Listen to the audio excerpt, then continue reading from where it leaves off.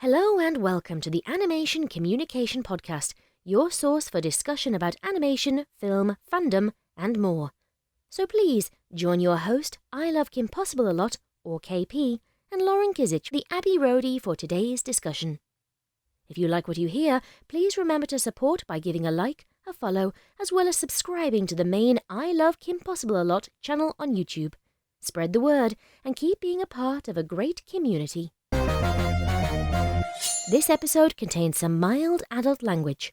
Okay, so welcome everyone to this episode of Animation Kimmunication, Coronavirus Part 2, until whenever this is over, I guess. Everyone's just chilling and being in their house, and what's a good time to do? Listen to your favorite nerd girls talk about stuff and things, I guess. Before we get into the news segment, I guess, well, Joe, you can wait. You can just comment. Like, we'll introduce you at the discussion part. Fine. But Lauren, yeah, you're not important. You don't. It's fine. That's what my mom always said too. Okay. You haven't reached your word quota yet to be submitted onto the podcast yet. That's what she said too. 30 seconds.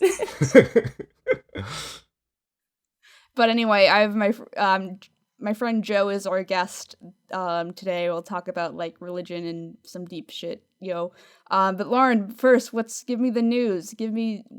Tell me if the bird is the word or whatever the kids are saying these days. A papa ooh mau mau, papa ooh mau mau mau, papa ooh. Well, in all seriousness, to get down to the nitty gritty of what's been going down, quite a bit has been going down, surprisingly, even in the midst of a coronavirus outbreak. So we have, to update on a previous episode, where we were talking about video on demand and how that seems to be the new format, at least for now, going forward, for a lot of theatrical releases. There are some companies that have already released their movies onto video on demand, and then there are some who are delaying their theatrical releases instead. It seems Warner Brothers is doing a lot of that. Paramount has been pretty on top of it. They just released, as of this recording, they've released Sonic onto video on demand, like on digital, I should say. And they've also, Disney is also, as of this recording, dropped onward not only on video on demand but also on Disney Plus. So there are a lot of companies trying to keep up with it, and Universal still slated to release Trolls World Tour onto video on demand at the same time they're releasing in theaters.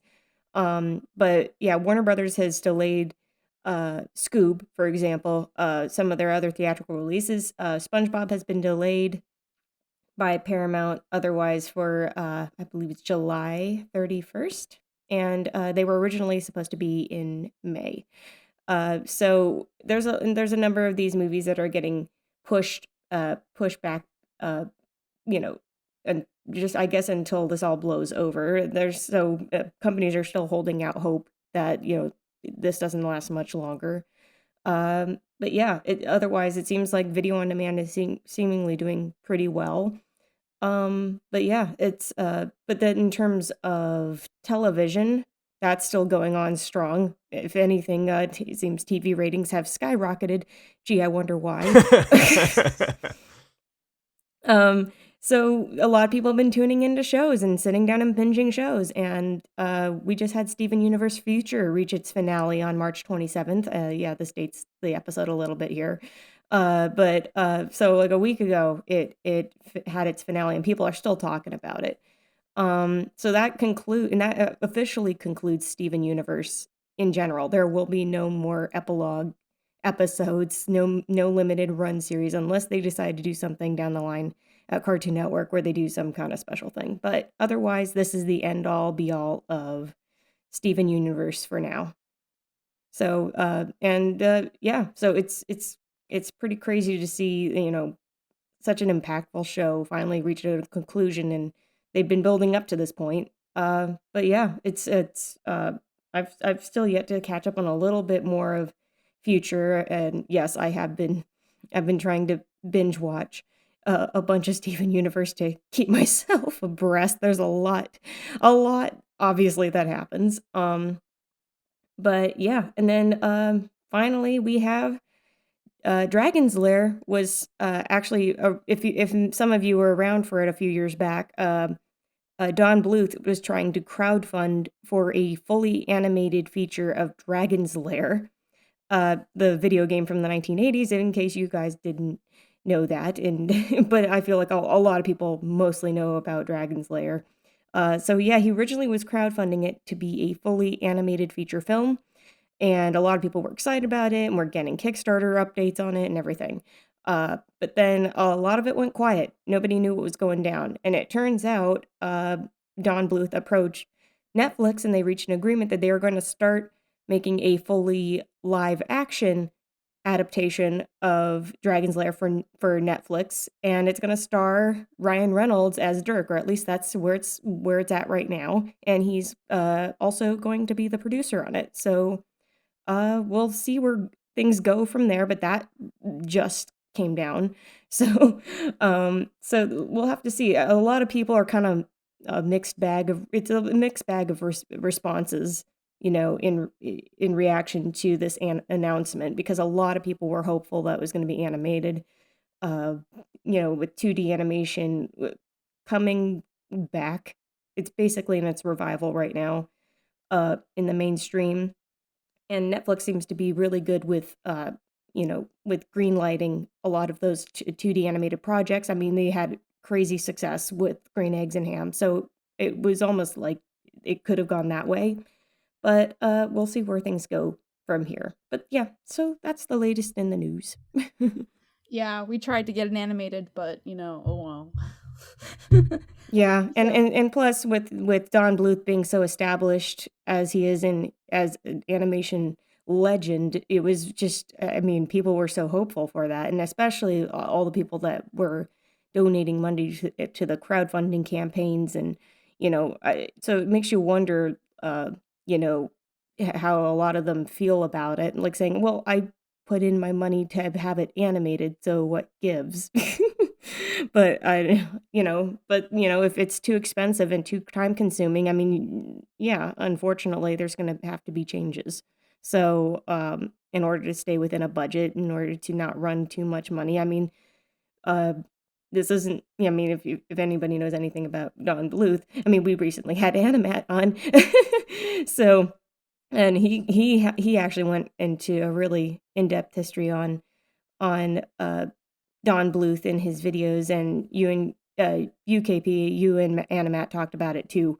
So I mean, we know it's not his first time trying to, personally fund projects and everything like that. So so I mean, he probably just had to do what he had to do. Yeah, it sounds like Netflix was interested because, hey, Klaus did good. Why don't we do more of that? And then Don Bluth is like, hey, I have this. And they're just like, lol, that's too expensive. So I essentially imagine that's what happened. Somewhere Ryan Reynolds was just like, don't worry, Don Bluth, I'll come in and save the day because I am a good boy. And then, this is what we got. So I guess it's better than nothing, but, it's still a shame it isn't 2D. But I imagine 2D is expensive these days. So Netflix is just like, well, not in the coronavirus world. So I don't know. And plus, yeah, again, I think it would have been only natural for them to go the animated route at Netflix, because Green Eggs and Ham, I mean, they poured so much money into that one, and it ended up being a success. But I guess it only matters, how much money they actually have. I mean, they poured so much into that one. So I don't know, maybe it's just, yeah, true, it might not be the right time to divulge in an animated project, a fully animated project like that. Because yeah, I think to this day, Green Eggs and Ham is like their most expensive expensive series to date, because each episode was 2D animated, hand drawn, like pencil to paper, that kind of stuff. So I mean, it was intensive. So we'll have to see where it goes with the live action production.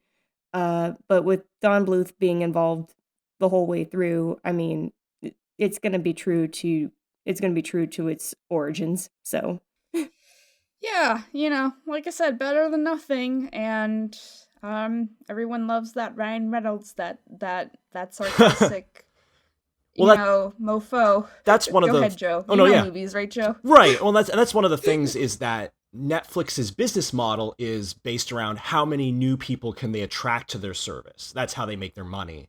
And it would make sense to me that although people really like the animation on their channel, their streaming service, that what's going to be more likely to bring in new people to watch Netflix or subscribe to Netflix that don't already do it, and probably seeing a live action fantasy film by Ryan Reynolds will attract people who aren't even interested in animation or the original project to the streaming service, is probably what they're thinking. Yeah, that's probably a good guess from where I'm standing, I guess. But yeah, enough with the news, enough with coronavirus. I'm sure everyone's tired of hearing about coronavirus. I am. It's not too. like we hear it every day or anything, in every second of every waking moment. Oh, God. I hate it. I tweeted, I was like, I really hope all my cons don't get canceled, and then they all got all canceled. All of them. Oh yeah. All of them, they got rescheduled and get canceled outright, so you can see me later, but, I'm like, man. Think about me, though, because I had this great subscription service where I didn't have to pay for movies if they were in the theaters, and now they're just all on video on demand, and so if I want to watch the new movies, I have to pay for them. Like, it's the suffering is real. The first world suffering, but first world suffering. Obviously this is serious and people are dying, and that really sucks. But we're just complaining about it from our first world, like, petty bullshit. Because this is an entertainment podcast, so we talk about that stuff. You kind of got to laugh your way through some of these things because, I mean, in the immortal words of Jimmy Buffett, if we couldn't laugh, we would all go insane. This is true. So you're welcome, so America. That's why it's like laughter is coping. I mean, comedy is coping too. It's just in general. I mean, the root of comedy is suffering. We have to laugh at ourselves when we're going through stuff. Otherwise, we literally would not be able to stand. So we are saving lives by making jokes right now. You're welcome, America. Make them laugh. You're welcome, all like 200 people that watch the podcast right now. So exactly. Call your friends, please. Yeah. But anyway, so this is an interesting episode, I guess. This is one I wanted to do since we started, is comparing not specifically fandom, but just the fan bases sometimes that these shows attract, and comparing it and contrasting it with general organized religion, which sounds outlandish for people that might not understand the overlap right away. But I think it's an interesting topic to delve into, because at the end of the day, like, the thesis about this is, stories and how human psychology works is they're made to understand and relate to stories, and religion has a lot of that going on. So it's got a few. Joe, tell us who you are. Tell us about Jesus. Okay. Yes. All right. Welcome to The Evangelist podcast. So yeah, my name is Joseph Holmes. Joseph as in coat of many colors, and Holmes as in Sherlock. I'm a preacher's kid, the son of two ordained ministers. So both my mom and my dad were ordained ministers. They met in seminary. Oh my God. Yeah, great love story for the ages. So I grew up basically, with dinner time conversations were going to be explaining the theological implications of the movie that we just watched. So I had an awesome childhood. Everybody be so jealous. So I spent a lot of time, thinking about sort of, entertainment and fandom, and just seeing the similarities and differences sort of between. I've been like a big nerd my whole life, comic book nerd, superhero nerd, movie nerd, and being able to see like both, what both communities are like, and they really have a lot of overlap. You don't, as I've been going into film criticism and sort of filmmaking, they have a lot of similarities. I mean, right from the beginning, the idea of people building communities around characters and stories or gods or mythology. I mean, right from like Greece, ancient Greece, like they named their cities after gods. So, you have right there this idea that, communities are basing their identity, how they define themselves around the mythologies that they create. And the original plays, which were, in Greek, and then theater were for religious rites initially, and then when plays died out after the Rome fell, when they restarted as mystery plays in church.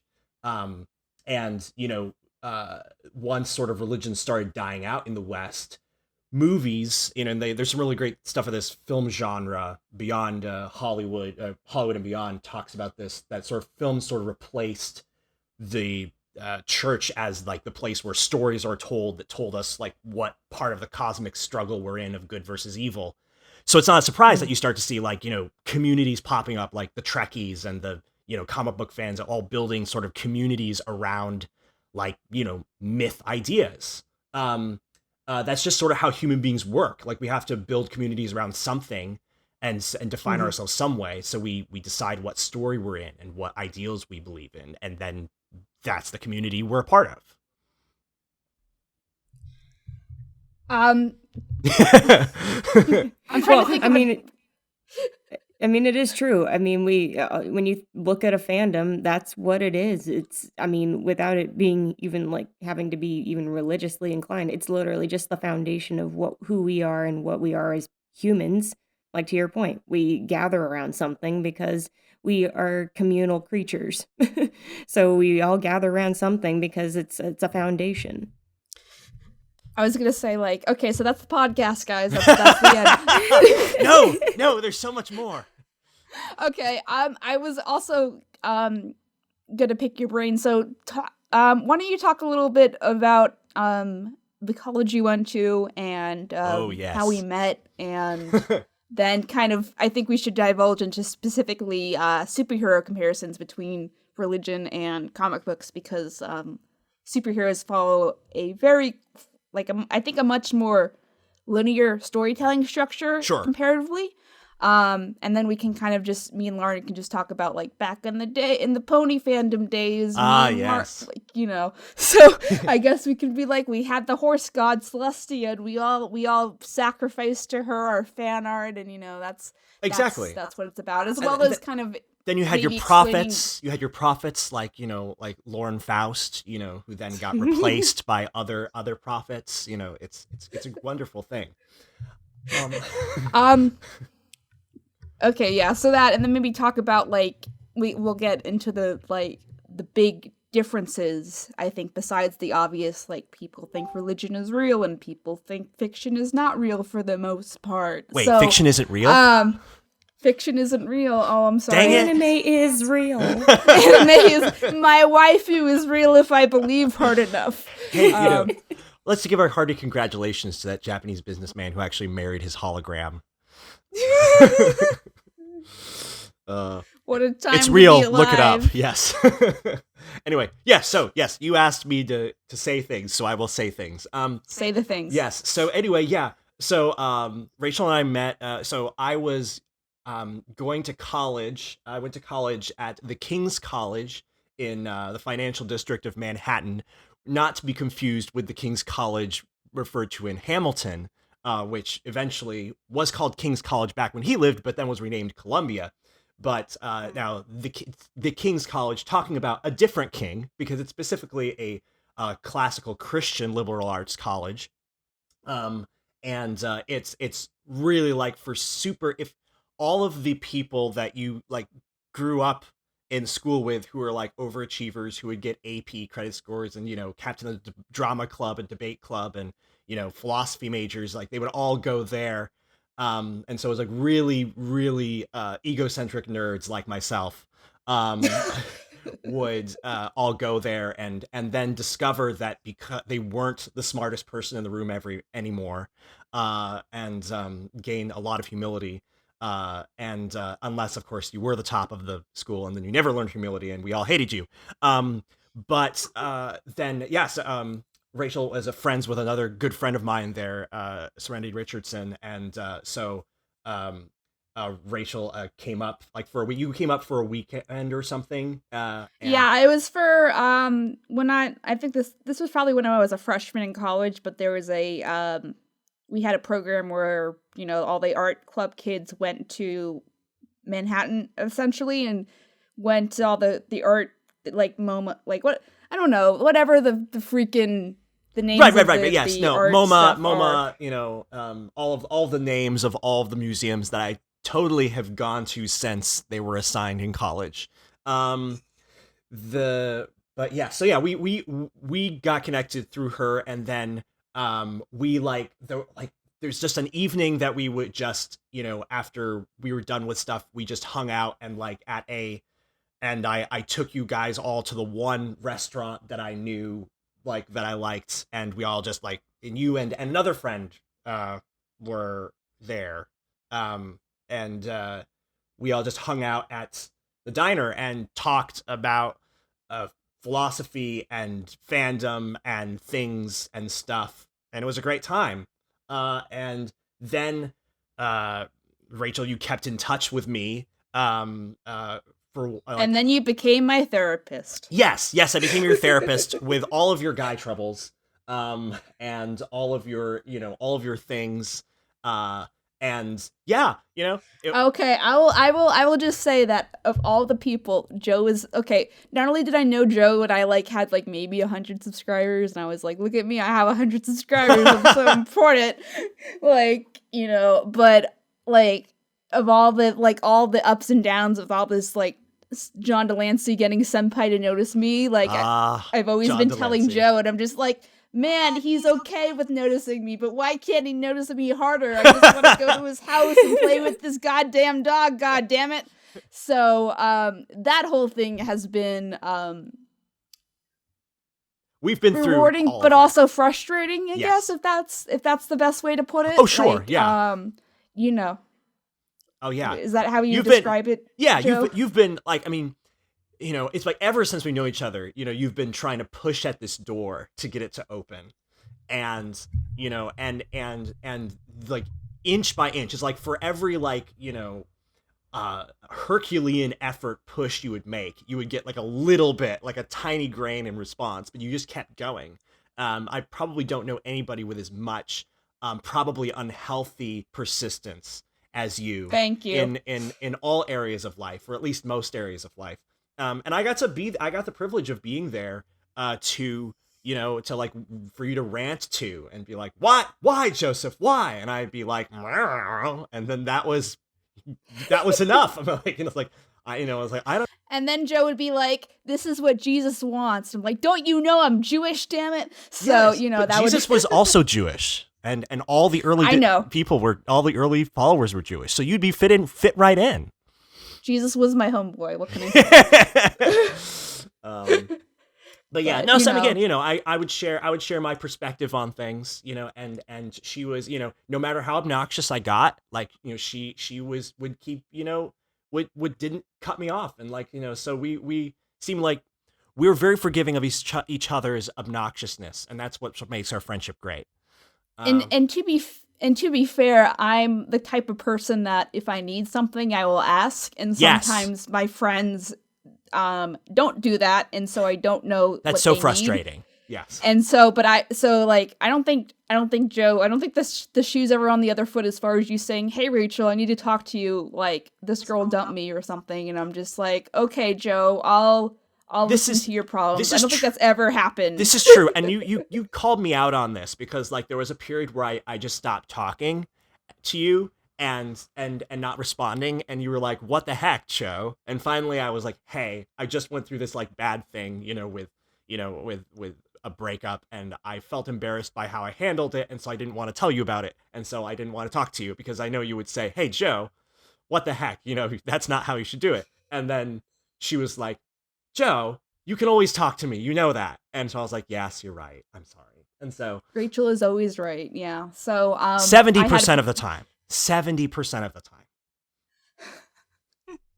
No, I guess I'll take that. But yeah, so like, yeah, this week hasn't been hard. Has been particularly hard with me and my stupid flashbacks and stuff like that. So I sometimes I don't feel like I'm right the majority of the time. But like, if you're wrong, god damn it, I'm gonna tell you.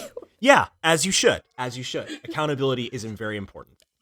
Boys are stupid. That's the end of the podcast. Okay.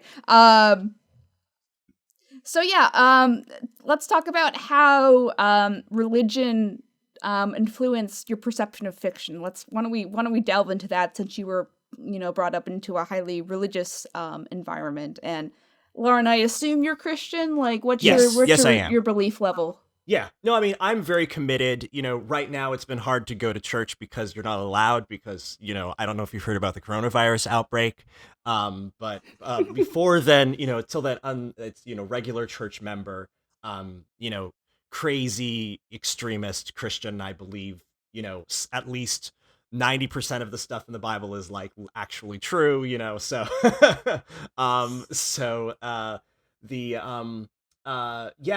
well, it was interesting because what was interesting to me about growing up is that, my parents, they had the stuff that's like, okay, here's what we believe is true about the world. Here's our religious beliefs. Here's, what we believe about the Bible is true. And then there was the fiction here's the stories that we, enjoy that are fiction, but they talk about, real truths in a fictional way.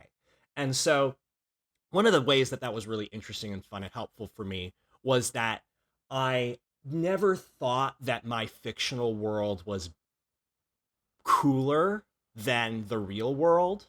I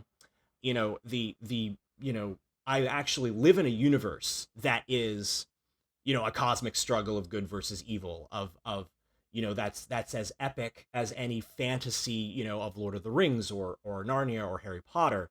And so I never felt like with my fiction, like when I was reading Superman or Spider-Man, I never felt like they were telling me something fake about the universe. I felt like they were telling me something real, even though they were using fiction to talk about it. He's like, no, we do actually live in a universe where there's good and evil, where, there's right and wrong, and where, this kind of greatness and is a actual reflection of reality. You are as glorified as a Superman. C.S. Lewis would often talk about how there are no ordinary people. There's no such thing as a mere mortal. We are all, in a sense, glorified beings who we could see. If we could see that, we would be tempted to fall down and worship. So anyway, my relationship with my mythos and my fiction and my religion was that my fiction is representing something real and beautiful, and the world is as beautiful as the superhero shows claim it is. So that was a lot of how it influenced me growing up. And then as I got older and I got into sort of philosophy and sort of theology, I had more and more complex ways of working it out. But I would never ask and one of the things that's different from me than a lot of people who are sort of really getting into toxic behavior online regarding their fandoms is I never was looking to Luke Skywalker to be a substitute Jesus, and so although I didn't like how they did the Star Wars movies, I didn't think that they did Luke Skywalker any favors or their portrayal was good or fitting with the mythos. It's still, at the end of the day, they're doing a bad job at something fictional. They're doing a bad job at that. They're not taking away the thing that I rely upon as my anchor to go forward in life, and so it allowed me to have a much more healthy relationship with my fiction, I believe. Mm-hmm. Yeah, but some people do. That's a good analogy, but I think some people do relate to fiction because I think it's fair to say that sometimes religion can be polarizing. Catholic Church. What? So taking it to the extreme, impossible. Oh no! Haven't you seen Spotlight, guys? Man, no. Yeah. Spotlight, the movie the movie that Hollywood made about sexual abuse like 3 years before the Me Too movement. Good job, Hollywood. So, I think my general interpretation about religion versus fandom is I think that people look to fandom because there's something that initially draws them to it, kind of like religion. But I think the fundamental problem is that if people have a negative they have a negative experience growing up in a religious home, and there's someone they don't like is super religious, it might turn them off from it, and then they're re-inspired by something fictional, and then they get, I'd say, around as passionate, even like still knowing it's fiction, but around as passionate as they would for religion. Like instead of crosses, they're wearing Discord shirts and My Little Pony shirts and what have you. And I think that is the biggest conception, but I also think that people should have a self-awareness as far as how religion and or fandom is influencing how they view the world. And sometimes like Joe likes C.S. Lewis and I personally don't, because I think Lewis was way too influenced by his Christianity and it bled into his writing. And for someone who isn't particularly religious and secular Jew and that kind of thing, it's hard for me to not have a dismissive like, okay, well, I get it, Aslan is Jesus, blah, blah, blah, blah. But like as a non-Christian person, who doesn't particularly believe in that story or whatever, it's just like it doesn't feel authentic and original because he's pulling, I think, too heavily from something he knows, his own philosophy about life, and and I think those two things should be separate as far as like if you want to write some Jesus fan fiction, go ahead, but like don't turn him into a lion, please.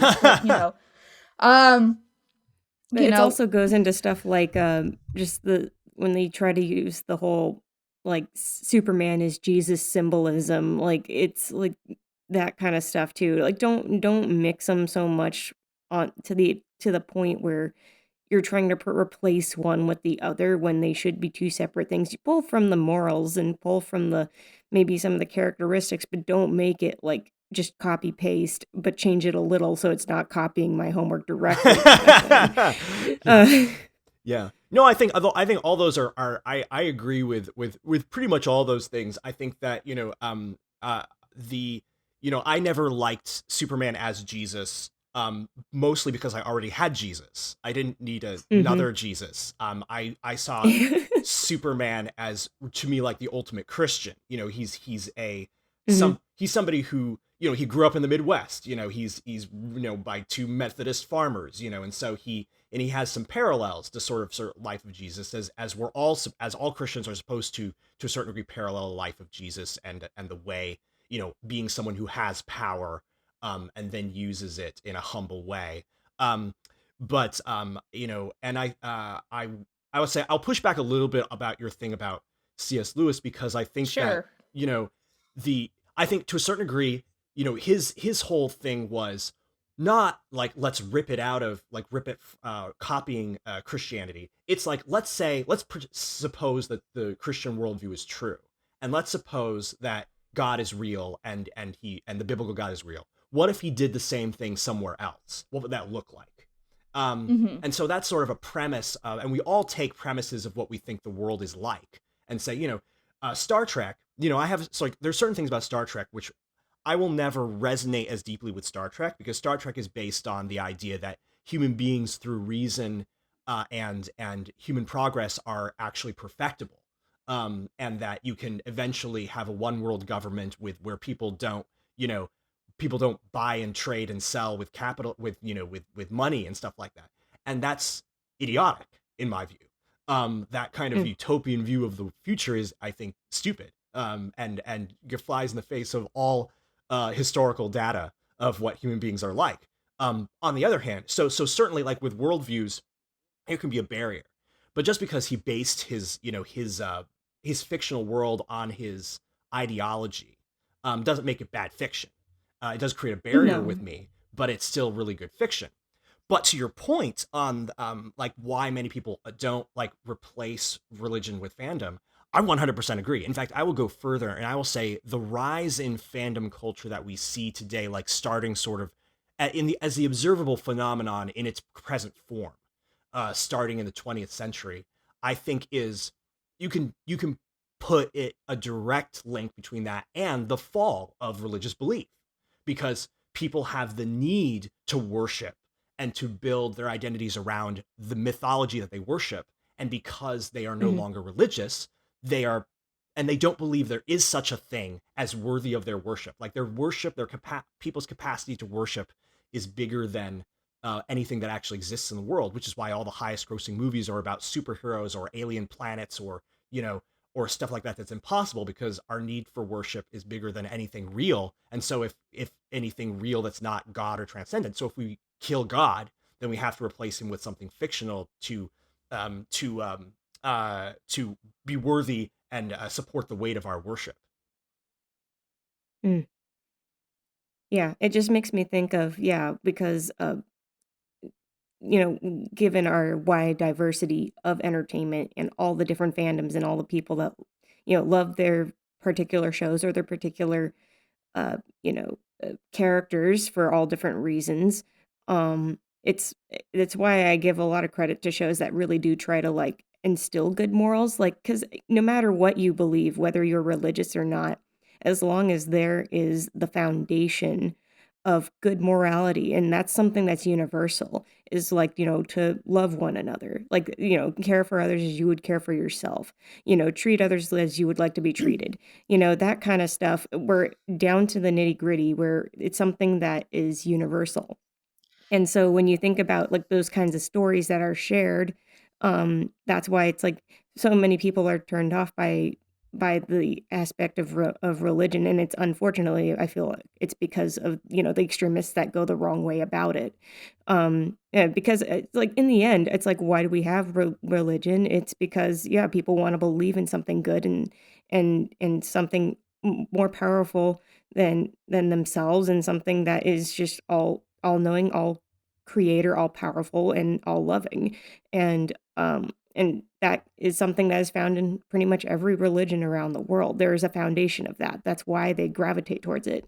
So for everyone that isn't, or even is looking for further answers to their world and what they want to believe as their core beliefs, that's why we have, I give so much credit to shows and movies that really do try to ground in those elements that are in religion, that it's like almost like they say, it's almost like, I guess, saying like going to church without going to church. Right. Oh, absolutely. As long as you have, so it's like, it's that way you still have those morals that are there in religion. And you don't have to, it's like, you don't have to be in the church to get these lessons and to learn these morals and to, it's basically like new parables.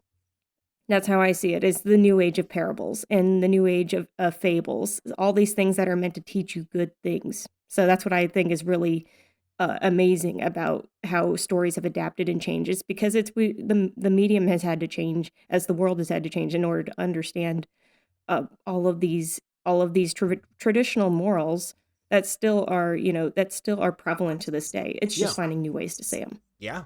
No. Well said. And I think, as far as the rise of atheism and more secular people in general, I think, as the world is modernizing, that's that word. I think the struggle to find God is, whether you believe it or not, is real, because, I always personally think of the Holocaust, and, not to be a downer on the animation podcast where we bring up the Holocaust, but coronavirus, Holocaust, genocide. We're in the middle of coronavirus. I think anything's game here. I think it's just, it's hard to, have that leap of faith, have that, understanding of the world when all this, the Holocaust in general, but all this horrible crap happens, and you're just well, sure, God spared you, but what if he didn't spare someone else? What if you were, how does it feel like to be, forgotten by God? And I think I'm blanking on the author, but the short novel Night, which is about a Mm-hmm. Holocaust survivor's kind of grappling with God and like how the Holocaust could happen, and this goes for any like rare, like big, drastic, many people are dying, like even the coronavirus, even the plagues, the not the biblical plagues, like the Black Plague, Right. All of the plague things. and but then we get into deeper conversations of like what it means to be human, and like do we come out of the womb with all these predestined morals? Are people naturally bad or naturally good? I'm just having flashbacks of high school and reading Lord of the Flies, which I didn't like, by the way, but those kind of questions. And I'm writing a new script that I'm trying to work really hard, and that's kind of the like issues we bring up, like morality wise. Ooh, and that's people exciting. people seem less. I mean, like historically, people have been turning to Christendom and turning to religions in general because A, that's what's around them, and B, they're afraid they're going to go to hell if they don't believe in Jesus, or they don't accept this stuff, and like no one wants to be in hell. From what I hear, it sucks down there. I haven't heard good reviews. The Yelp reviews are really bad. Yelp reviews, yeah, but like at this, like my personal philosophy with it is, I relate to fandom like religion. Like, if like it takes one spark for me to get passionate about something, and that's what happened with Kim Possible, that's what happened with My Little Pony, and then it becomes my life. And in an alternate reality, there is a super religious Rachel out there who believes like God and believes in all that stuff, and I'm kind of agnostic by nature. But I think in general people are rediscovering that you don't have to be particularly religious, because Jesus was all about like being good to your fellow man and all that stuff, to have a good set of morals. And then what influences humanity or general humans? There's always the bad apple of the brunch, but what influences humans to be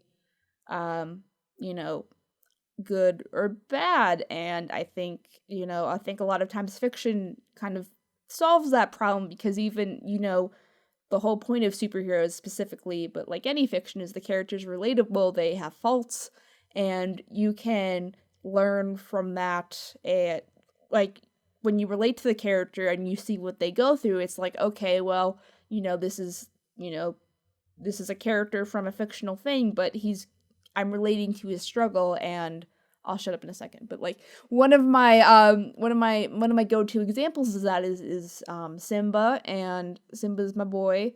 And I think I said this on another time, but like, it's Simba probably has PTSD. I can't imagine like probably. Whatever. Probably. What do you mean probably?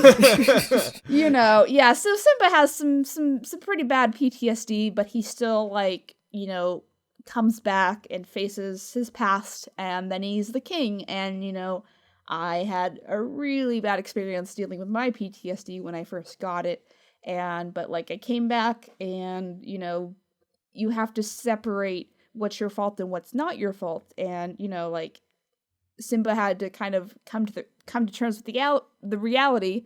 Words are hard. That even if he did kill his father, he didn't mean to kill his father, and it was an accident. And and now I'm basically trying, not that I think I'm royalty or anything like that, but I'm just trying to come back. You do think you're royalty, let's be honest, everyone. Shut up, Joe. But part of me, but yeah, coming back with the last 2 years of Pony, and then trying to rebrand might be a strong word, but trying to widen the scope of the channel to be that that inspiration to people, I guess, like being the person that is there representing people that are like, oh man, I really love. I had a girl one time when I think it was at one of the Equestrialays, but I had a girl one time who's just like, oh my gosh, like your love for Discord is like my love for C3PO, and I'm obsessed with C3PO, and I'm like, and it's seeing your stuff and seeing how much you talk about Discord makes me feel like, there's someone out there kind of fighting the cause, and, understanding that there's this section of fandom or stuff that just like, gets so just engulfed with it, but not in a healthy way. Not in a, I mean, in a healthy way is the fact that like I tried to be like, it gives me like 120 battery power. I guess that's a bad analogy, but I tried to use like my passion positively to, write all these scripts, make this channel, and now we have this great platform, and the majority the majority of friends that I've made is through like the ponies and the YouTubes, probably with the exception of you, Joe. Like and some of my high school friends that I still keep in contact with. But yeah, I'm kind of rambling at this point. Anyone else want to jump in and kind of talk about that? Well, yeah, I was gonna say the reason, a huge reason why so many people gravitate towards like fictional characters, if they're really well written, and sometimes it's like why some people even look at villains in the story and see them as sometimes not as better characters in the sense that they are morally correct, but you see them and you understand them because sometimes they're written to be more flawed and more human than the heroes. And that's why it's like it's not that you agree with their choices, it's just you understand where they're coming from.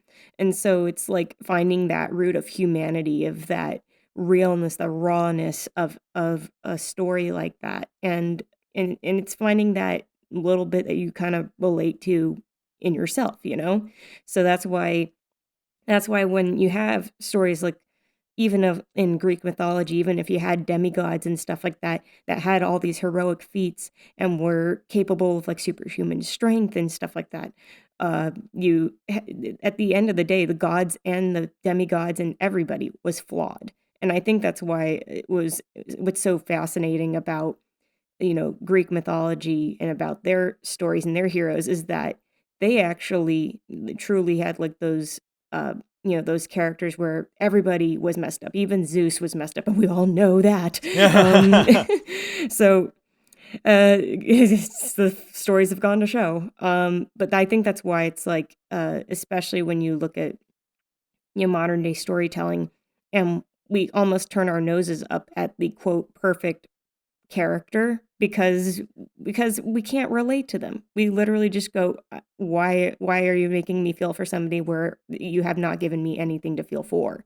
And so they could be ideal and all that stuff, and it's like, okay, that's what I have. It's almost like I like to use the analogy of we all want to be Ferris Bueller, but we're all Cameron Fry.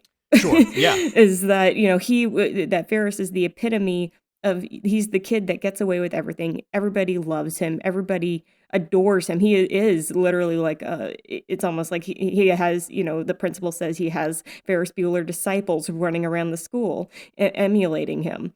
And then you have Cameron, who can't get away with anything, who is always sick and lives in a household that's sterile and cold and unloving. And so it's like, and Ferris has the girlfriend and Ferris's parents that both adore him. So yeah, it's kind of like, you find more in a character like Cameron. That's why a lot more people sympathize with him, because it's like, as much as we all want to be Ferris and we love Ferris, it's like you see how much he wants to be that kind of person, but feels like he can't until he finally kind of just breaks that mold at the end. And that's why we look at these I feel like we look at these fictional characters that have the flaws, and we try to find the flaws because we're trying to find the humanity and something that we can relate to. And that's why so many, even if people complain about the dark, brooding superhero movies and stuff like that, it's because, it feels sometimes forced, but if it's done right, it feels like they're trying to get to the humanity of a character. And that's why, because otherwise you wouldn't be listening to the story if they were perfect. It's why, the Marvel movies are notoriously like lighthearted, even to my frustration sometimes.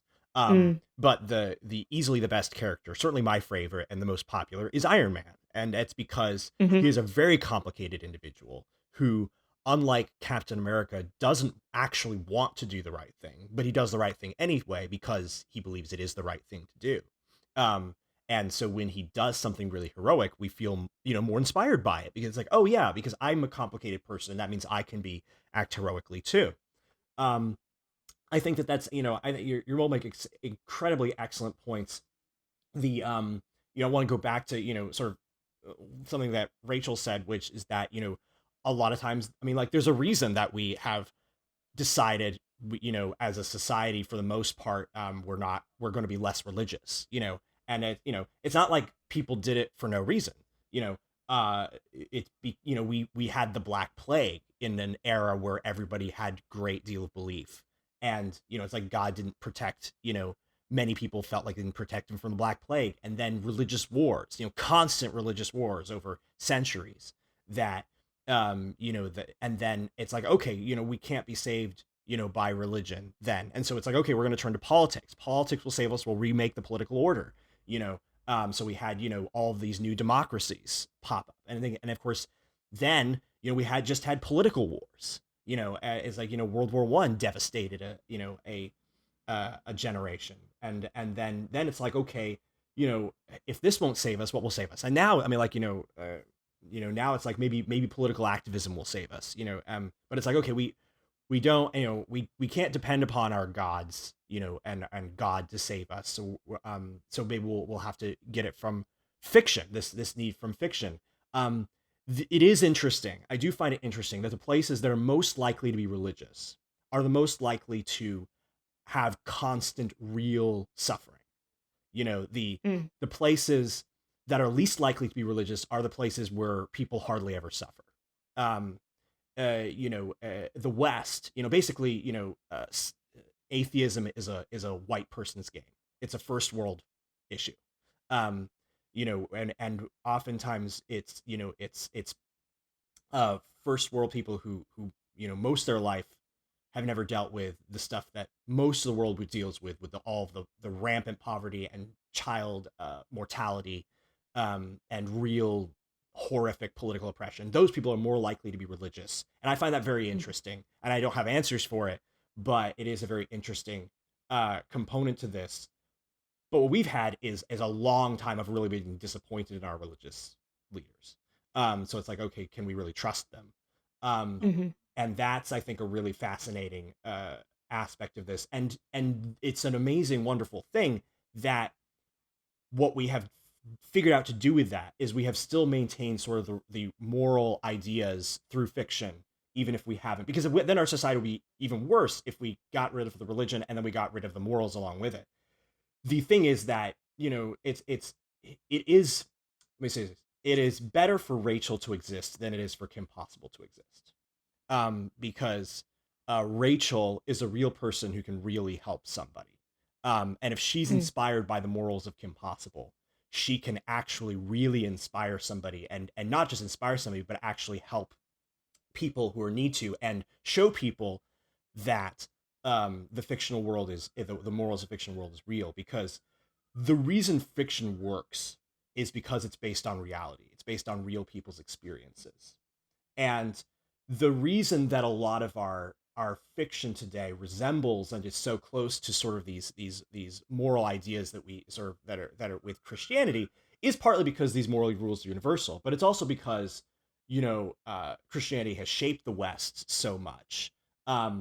You talk about the gods of the Greek gods, and they were not just flawed. We oftentimes sort of whitewash them today. They were horrible people. Like they're not driven by higher morals for the most part. They're mostly driven by, and if they are driven by higher morals, they're higher morals that we wouldn't really recognize today as the most important morals. They typically were not driven. We were driven by duty, but not compassion or mercy. And so it's interesting to watch the Disney movie Hercules, because basically the Disney movie Hercules is a post-Christian hero, heroic Hercules. And the reason that people figured out these morals, figured out compassion, the people to first introduce compassion as a virtue into the world were the Christians and the Mahayana Buddhists. I believe I'm saying that right. about the same time, compassion became a virtue. Before that, most religions and most belief systems didn't have compassion as a virtue. The idea that we need to suffer with other people, and because Mm. those Mahayana Buddhists and Christians actually demonstrated the kind of compassion where, like, when a plague hit Rome, basically part of the reason that Christianity took over Rome was because Rome had a plague and all of the rich people left, and the only people left were the people who were sick and dying, and the Christians who stayed there to take care of them. And so basically, once the plague lifted, the only people there who were left were either Christians or people who were saved by Christians. And that inspired them Mm. to create fiction that reflected that, and create mythological ideas and heroes that reflected that, because they'd actually experienced it from real people.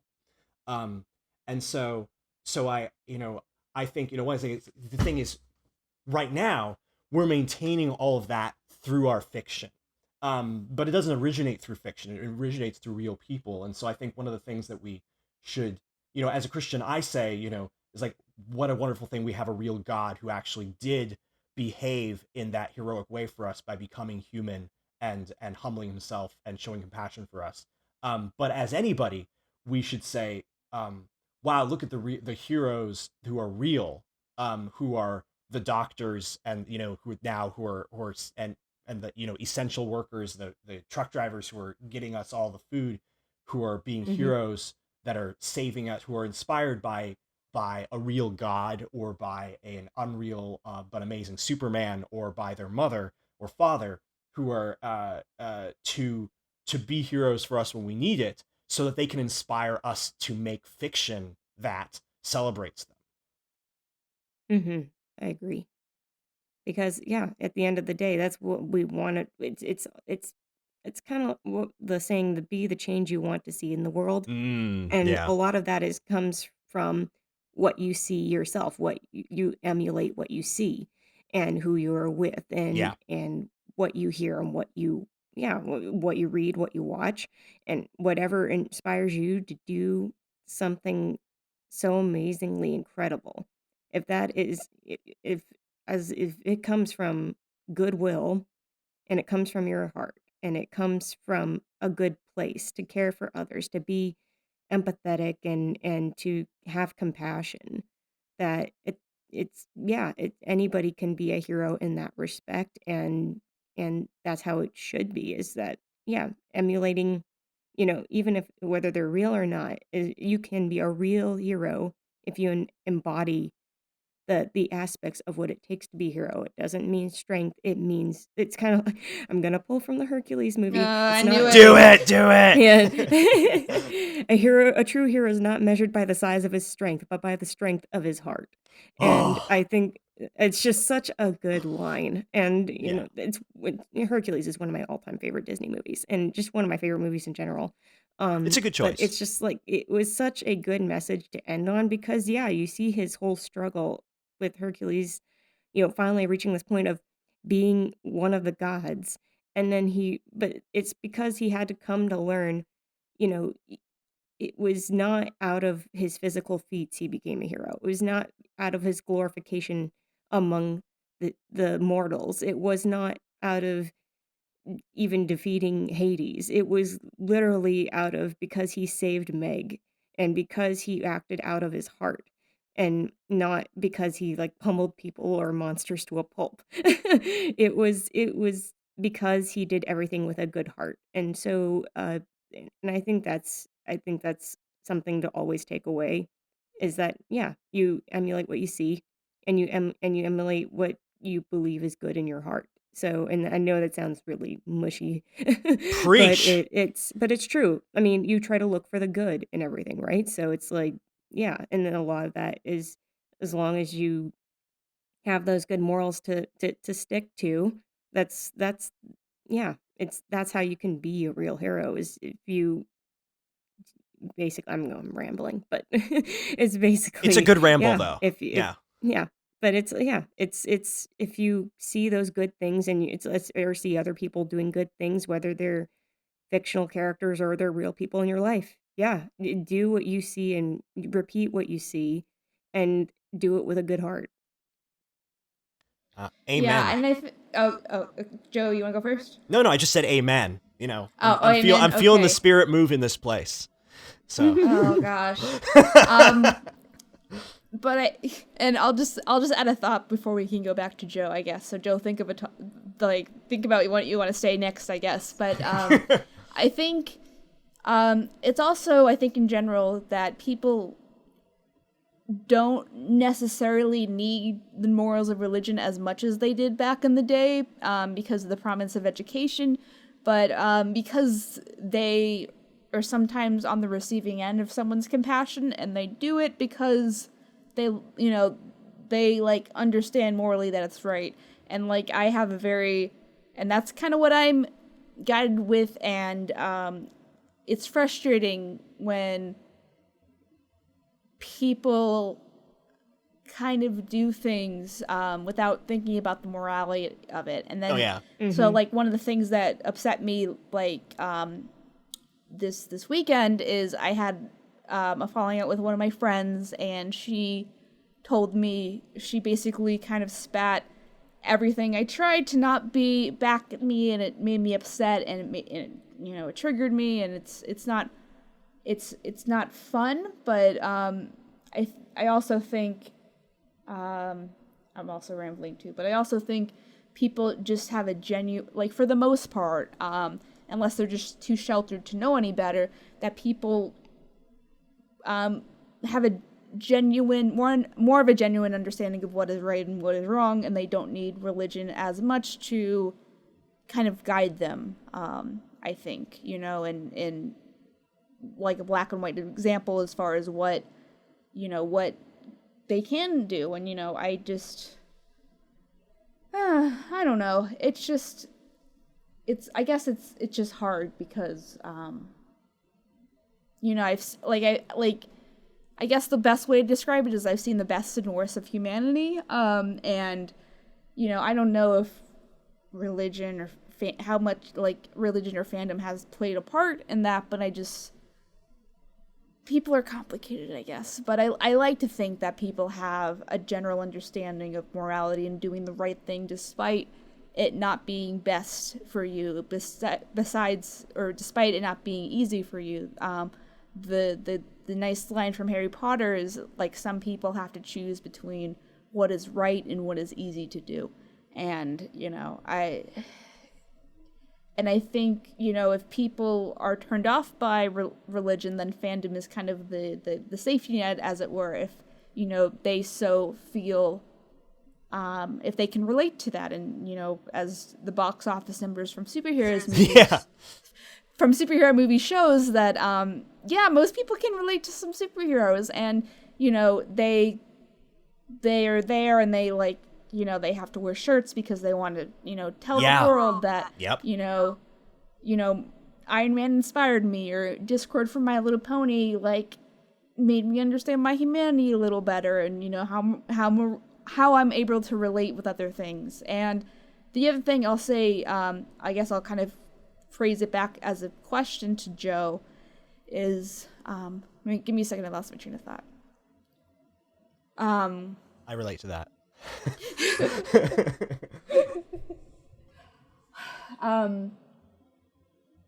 I lost it. No worries. No, good.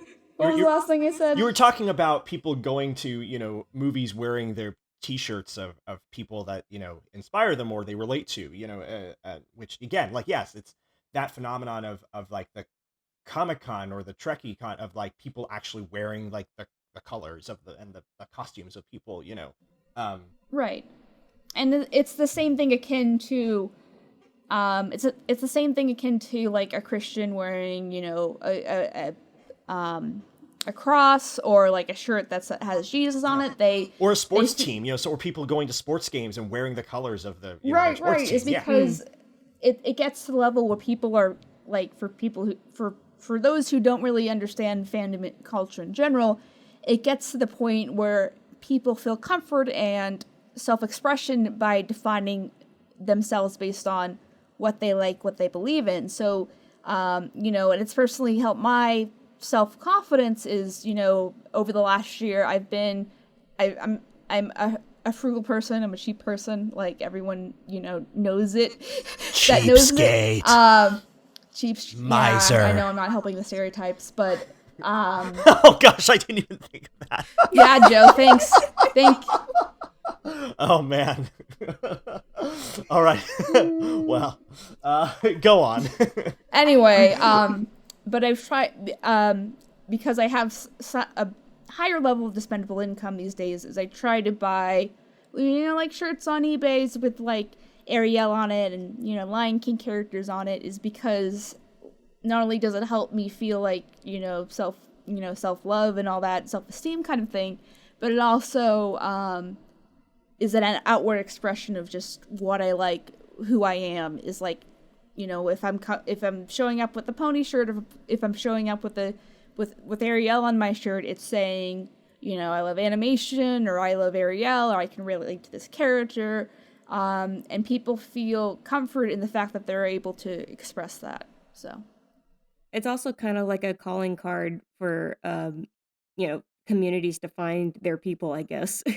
Because if you think about it, it's like anything you wear, anything you take out, it's like that can be a conversation starter. It'll pique somebody's interest. Like either they don't know about it and they ask you about it, or they go, "Hey, I know about that and I love that too." So it's like, and sometimes that's why I'm like, I remember backfiring once when there was a I used to, well, I mean, I remember years ago, I worked as like a counselor at like an all girls sports camp. And there was one little girl, so it was like for girls ages like 6 to 12. And one girl, she was like probably like 8, and she was wearing a Beatles shirt. Now, given my screen name, of course, I'm going to be a little bit, obsessed with the Beatles. But I got really excited, like, oh, because I get all hopeful for younger generations that Right. can get reared on Beatles. I mean, you'd be surprised at how many don't. So, so I was just like, oh, you like the Beatles? And so I asked him, like, I started asking her, do you like their music? What's your favorite song? And she was just like, "Oh, this is just a hand me down for my sister. I don't know who the Beatles are." And I'm Oh, like, I felt so bruised. you see, that's I how just I. like backed away. I'm like, "Ooh, I'm sorry. I didn't mean to like start up something and have you not know." Yeah. And so it's just like I'm just gonna awkwardly back away now. 'Cause it's like, Yeah, like that's I how I should feel probably about. just should have asked. Yeah, that's how I feel about fake Christians who are like like, oh yeah, you're wearing the cross, but you don't actually care about any of it. Great. Right. So fake fan. Fake fan. Fake fan. Yes. take off your Beatles Poser. shirt now. You don't get to Poser. wear that.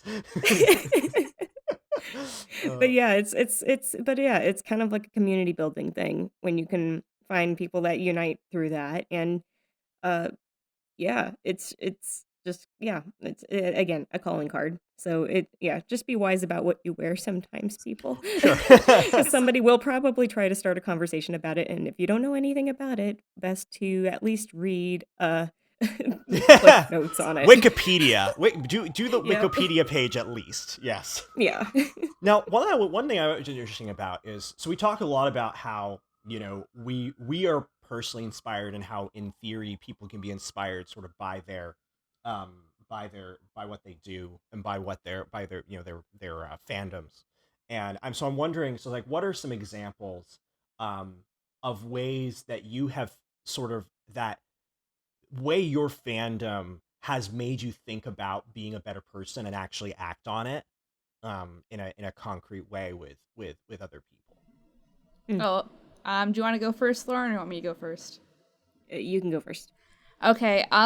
So my not to bring up all my trauma again, because that will just I just can't stop talking about it. It's great entertainment. Go ahead. Yeah, it's it's kind of like the Monica Lewinsky thing of like, I got into the point where I can kind of make fun of it, but it took like 3 or 4 years, and like all the time I'll just rant on Twitter about it, not so much to like, ooh, pay attention to me, ooh, but it's just like showing I feel like there's strength in showing my my vulnerabilities publicly, and I think it kind of helps people understand that, like, this stuff doesn't go away, like, easily, and B, if they're going through something mental health wise, and that's why I'm such a big advocate for mental health, because I feel like I've kind of figured it out, even though, obviously it's one day at a time kind of thing, but some people don't have resources and don't know what to do, and then they just kind of slowly curl up into a little ball and want to die constantly, and that's not good. But for my harassment situation, there was basically, for those who are unaware, there was a harassment situation a couple of years ago where ex-team members, without telling me, made a fake Twitter group and threatened to legally do stuff, and it was all fake, and it just fucked me over essentially. But I think, like, having higher morals than the other people by just how I was interacting with them made me feel like less of a shitty person by, firstly understanding it wasn't my fault, because, these are people that are they're doing it because they want attention. They don't generally care about me or improving my team or my management style, but they just want to cause a fuss and, throw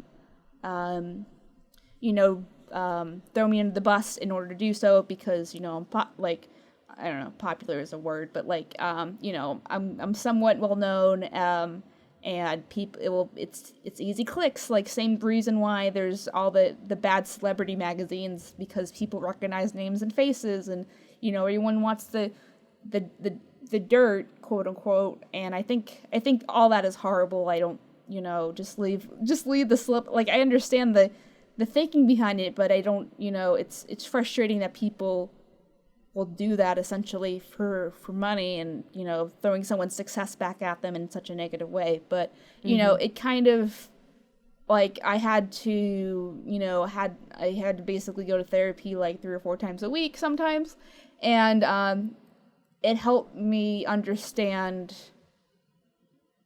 what I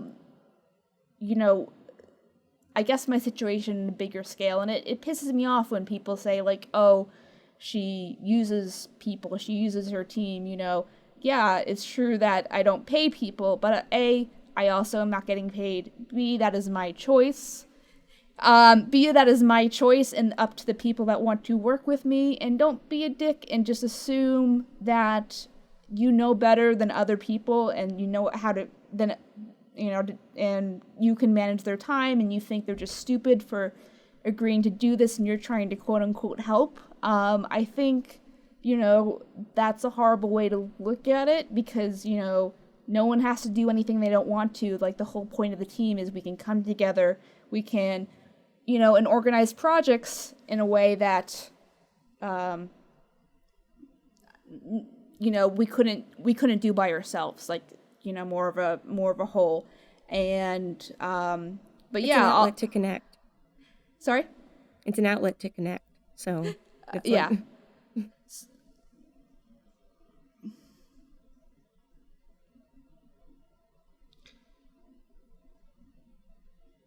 Mm-hmm. Yeah, so, you, like, that, it specifically, for better or worse, taught me a lot about, who I was, and, why other people's motivations for doing what they wanted to do. And, we'll probably talk about this more later, because it's helpful to educate the people about stuff and show vulnerability. But yeah, I think that, taught me a lot. And then even before that and after that, it was just kind of, highlighting my potential as a creator, because I'm a really, really bad learner. Like, if, it's much easier for me to manage people and learn how to manage, like, a large group collectively than do all these individual tasks, because, like, I have an iPad. I haven't used it to draw in like 6 months. It's bad. Like, it's very hard for me to learn new things. So I tried to focus on what I could do, and then just outsource what I couldn't do, so we could just get things done faster and more efficient and more professionally.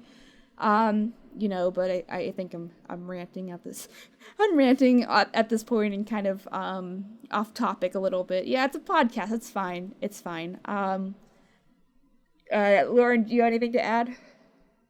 I'm sorry, can you repeat the question? Yeah, well, Joe, what was the question? the question was, how has your experience in fandom and, being part of a fandom that has, these ideals and these morals and such, um, helped shape you to become a better person to help other people in a way that's led to actions where you actually were helping other people.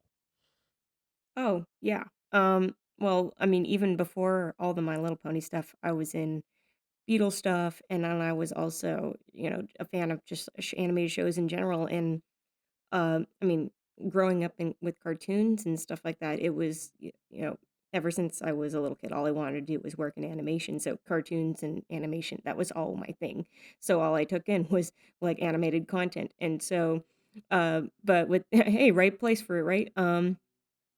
But with the stories, I mean, there's a lot. I'm like, I have a particular brain when it comes to like I can memorize movies and television and even commercials, and so a lot of stuff sticks with me. And so a lot of that, when that's retained, it's just like it funnels into what I do and how I react and stuff like that. So it's so when I take in I can, at least at this point, I can take in content and be like, okay, this is not the right message. And oh, that's a good message. I can differentiate and I can use good judgment to be able to tell, this is a good thing to emulate. This is a good character.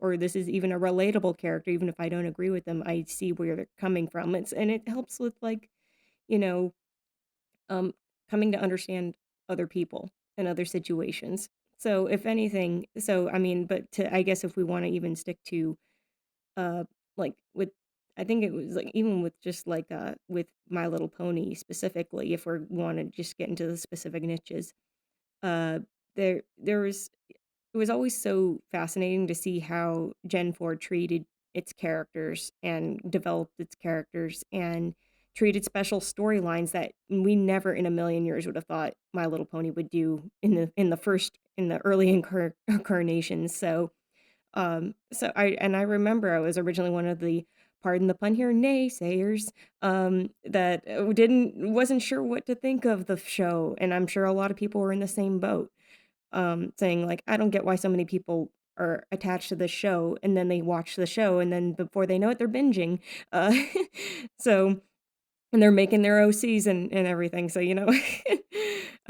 so it was like, for me it was that situation, and just like what drew me in first was the appealing character designs, and then I started hearing more and more about the stories that were being told. I'm like, I'm gonna have to give this like a truly more in-depth shot, and that I did, and it just became something that was so enticing, and so it gravitated I gravitated to it so seamlessly, because it just seemed like this was a way to dramatically tell a story in a way we never thought it would be possible. And with the way the characters are treated, and this was, and for them to be doing it before even like Steven Universe and Gravity Falls came around and stuff like that, with characters that are so in depth and are explored so deeply, uh to have that with My Little Pony, to understand a character down to like not just their flaws but their issues, like the childhood wounds, the inner wounds that they have, that are rooted in who they are. And it's like, you aren't your wounds, but you can choose who you can be despite them, despite all your flaws, despite all your all of the stuff that you've gone through before in your life. You are not your issues, you're not your problems, you're not that, you are above that. And seeing characters come out of like ruts from that, it's like that's inspiring to see that. And so to see that even relayed in candy colored horses is it's and to see a community that's so positively inspired by that. Because I mean, when I started actually coming to the conventions and seeing firsthand, uh, there were the charity auctions and there's the fundraising and all of that being done because of this show that brought together all these people who believed in the same stuff and the same kinds of morals and being able to do good things for other people and be a positive force. That's like it was inspiring to see that coming out of like a show nobody anticipated. So I guess it's almost like the underdog story, you know, not knowing what you were going to get out of it, and then you get way more than I guess going in with no expectations or little to none, and just being like so over the top, excited and passionate about the stories that are being told and the characters that are being presented. And uh yeah, I guess that's like a huge part of why I find the show so interesting, and why it'll still live on even when it goes into different incarnations. This generation will be the one that goes down as, you know, I feel like the definitive series for like, this is what you should be doing with your storytelling. This isn't just to sell toys. This isn't just to be a pretty show for your kids to be distracted by. No, this is something that adults are getting into and getting hooked onto and being positively motivated by it. So that's something that I think that's why when I look at shows and I try to look at the good morals and stuff like that, uh, and being able to convey that in an entertaining way. So that way it's like going to school or going to church and not feeling you're going to school and going to church. So, and because then you're getting something out of it and you can become a better person out of it if you if you use proper judgment and you can recognize, here's the right way to do it, here's the wrong way to do it, and it's like, and here's how to treat others and how to address other people and how to approach certain situations and how to cope with certain things and what to do to get treated. It's kind of like that kind of stuff. And it's almost like PSAs in disguise. It's like being able to take that in, and obviously it's just like not to glorify the characters, but to glorify the good things that they promote, and being able to be like, hey, how do I emulate that? And being able to apply that in real time. That's pretty awesome. So, yeah, I hope that answers the question in a rambly way. Yeah, we're kind of rambling a lot. This is kind of a theme, but I guess I'll ask before we wrap. I guess because how long have we been going? About an hour and 20 minutes? Hour and 22. Okay, oh, so if you want to yeah, get technical. Oh Lord. So words. Joe, I wanted to ask you specifically, maybe to explain, for people who have maybe like more boomer-esque parents who don't really understand the overlap between fandom and religion. Like maybe they're religious, but they're just like, why does my son want to go to a pony convention? How would you articulate the similarities so maybe like someone who might not get it can be more aware and maybe more understanding, and like understand that this is really seriously important to the person if they're wanting to travel and go to conventions and meet up with people, and you shouldn't dismiss that just because it's like it's a pony show or just something you don't understand, when religion is very similar as Sure, far absolutely. as, yeah, go ahead. So, No, yeah, here's I my would question. just say that, it is if you're a religious person, then you believe that it is a basic human need to have a community based around a common, ideal, a common story and common beliefs, and not just beliefs, but loves, the things you enjoy together. If you're a religious person, you know that like that's something people need. And people don't just need it though. And people do that in religion, but they don't just need that in their religion, in their faith. They also, have the same thing for their countries. The same thing, with patriotism. People have an identity around their religion. They have their identity around their country. They have identities around, sports teams. Like it's they don't, just because your child is doing this for, My Little Pony, doesn't mean that it contradicts that they can't also do it with their faith. It's another community around a different sort of set of commonalities that they have with other people that helps build community and helps build love for other people and love for the ideals, the beliefs, and the morals and the values, and the stories that can connect us. And of course, if the thing they're building their identity around is bad morals and stuff like that, that's a whole other thing entirely. If they start ending up going to a Richard Spencer conference, then that's a whole other thing. But the idea that it's no different, the instinct to say, I want to build my identity around the ideals of My Little Pony than it is around religion. The only difference might be that the beliefs in Christianity might be true if you believe that, which I do, versus My Little Pony. But that same need is there, and if it's a good values, it should be encouraged, because like I said, it doesn't contradict. Just like being proud of your sports team and wanting to be it doesn't contradict being you're being a Christian. It's a same positive instinct that's wonderful to be encouraged. Yeah, and I guess I guess we'll end on Spider-Man quotes. So I like how I describe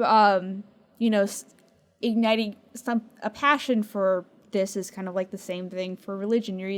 There's either something that gets you passionate enough to kind of re-examine the narrative in general.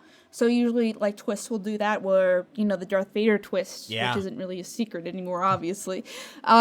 Wait, what's up with Darth Vader? Did you know he was Luke's father? What? Spoilers! So I guess that's how personally I work, where that recontextualizes the first movie entirely, because the relationship has changed from a super villain and a superhero, quote unquote, hero and villain, to a family affair, essentially, like more complicated. It makes it feel like there was something else to this entirely that you missed because you didn't have the full picture, and now you can re-examine other things that the whole work was trying to say, except instead of just taking everything at face value. And then there's the other connotation. So I think that's fair to say how fandoms work, where someone has to like animation and just be inspired by it because they like the art form, they like the stories it's presenting, they like how characters are defined with the drawings instead of real life humans acting, quote unquote. But I think the other aspect of it is it's a leap of faith, Miles. So you have to just kind of trust. Well, if you're willing to trust fandom, you're really willing to trust religion. Whatever the case may be, you kind of have to take that leap of faith and know that it's so.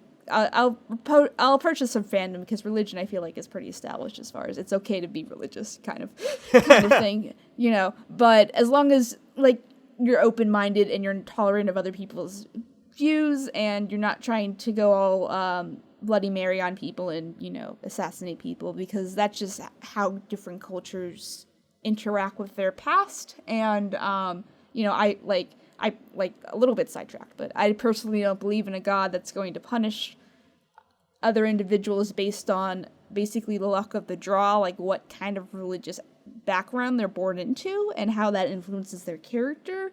Right. That's just God's not, hypothetically, God's not going to send me to hell just because I was born Jewish, that's kind of, was it really my fault? Yeah. So, neither does C.S. Lewis believe that either. So for that, for what it's worth. Oh, yeah. Okay, well, fair enough. But, just be a good person. Be a good person. But yeah, don't be embarrassed by, having to take that leap of faith and start believing in the community. And Pony in general has a very specific moral values, but sometimes it's just as I don't want to say non-confrontational, but not as those morals aren't as clear and as black and white as the Dear Princess Celestia, thing that as far as Dear Jesus, today I learned. So that'd be a fun book. but Get on it. but I think that's okay too. That, and you're you still should have a strong sense of moral identity without religion. It's okay if you're as passionate as fandom as you are for someone who potentially could be inspired by religion. I'm 120% one of those people. So I think you just have to kind of navigate and understand why you're drawn to the media, or like what would Rapunzel do, or something along those lines of, it's like for someone who might not understand, like, why do you like this thing, Johnny? Can't you just go to Jesus like a good Christian boy? Is understanding that, these stories are explaining a narrative in a way that's relatable to you, to the point where you just kind of throw yourself into it. As long as you're being healthy about it, it should be fine. Oh yeah, extremism in general is not a healthy thing. So it's like, just practice it reasonably, and just like practice good judgment. And extremism of anything can go haywire. So history is. We could do a whole other episode of the podcast on extremism. Like, honestly. Yeah. A part two. Hey, if the fans demand it. Fair enough. All two of you. But hopefully we'll get more traffic. As we get, other guests. I'm sorry, Joe, but have you used your YouTube at all in like the last couple of years? Oh God, no. Yeah. Yeah. You have a Twitter? I do have a Twitter. I do have a website, Overthinking Films, and then I'm writing a lot for Religion Unplugged. So. Okay. What is that? There you go. Yeah. So check me out at those places. So what is Religion Unplugged? It is a magazine that does news and opinion pieces about religion around the world, all religions. It's religious news network, and so I do a lot of their sort of faith-based reviews, film reviews. That's fair. Okay. Well, thank you everyone for listening to this week's episode. Just a couple of reminders before. My chair is squeaking. Just a couple of reminders before we head out. Make sure you're following us, obviously, on all the social medias. So we have a Twitter. Our Instagram will be up shortly. We post the episodes on YouTube too for your convenience. So if you don't know what a podcast is, or you don't if you don't have a podcast app, then you can it's fine. Go on YouTube.